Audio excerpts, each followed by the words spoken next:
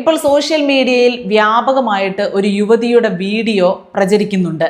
അവർ പറയുന്നത് തന്റെ കയ്യിൽ ഒരു തോക്ക് കിട്ടിയിരുന്നെങ്കിൽ മോദിയെ വെടിവെച്ചു കൊന്നേനെ എന്നാണ്. ഈ ആളെ എനിക്കൊന്ന് കാണണമല്ലോ. ആ പറയുന്നത് എത്ര നിസ്സാരമായിട്ടാണെന്നറിയാമോ, എത്ര ആവേശത്തോടെയാണെന്നറിയാമോ. ഏതോ ഒരു ഇളക്കത്തിൽ അങ്ങനെ നിൽക്കുമ്പോൾ ആ ചേച്ചി അങ്ങ് പറഞ്ഞു പോയ കാര്യമായിട്ടാണ് എനിക്കതിനെ തോന്നിയത്. താൻ പറയുന്നതിന്റെ ഗൗരവം എത്രത്തോളമാണ്, എത്ര വലിയ ഗൗരവമുള്ള അബദ്ധമാണ് താൻ ഈ വിളമ്പുന്നത്. നിയമപരമായിട്ട് തനിക്ക് ശിക്ഷ പോലും കിട്ടാൻ പറ്റുന്ന വകുപ്പുകൾ ഇതിലുണ്ട്.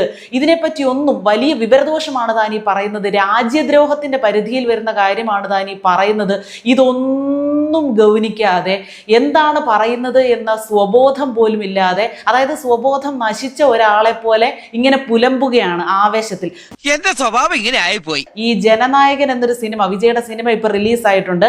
അത് കണ്ടിറങ്ങി വന്നതിന്റെ ഹാങ് ഓവറിലോ മറ്റോ ആണ് ആ സ്ത്രീ നിൽക്കുന്നത്. ആ വില്ലനെ അതിൽ വെടിവെച്ചിട്ടതുപോലെ മോദിയെ എടുത്ത് ദൂരെ കളയണം. എന്റെ കയ്യിൽ അതുപോലെ ഒരു തോക്ക് കിട്ടിയിരുന്നെങ്കിൽ ഞാൻ വെടിവെച്ചേനെ. മുൻകോപവും എടുത്തുചാട്ടവും നന്നല്ല. മറ്റുള്ളവരോട് സൗമ്യമായി പെരുമാറാൻ പഠിക്കൂ.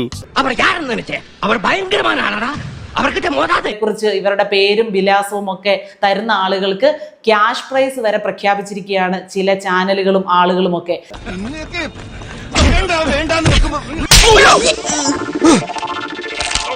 ഇനി കൈപ്പഴ കുഞ്ഞപ്പന്റെ പേര് നീ എവിടെയെങ്കിലും പറഞ്ഞു എന്നറിഞ്ഞ ചേട്ടൻ വീണ്ടും വരൂട്ടാ.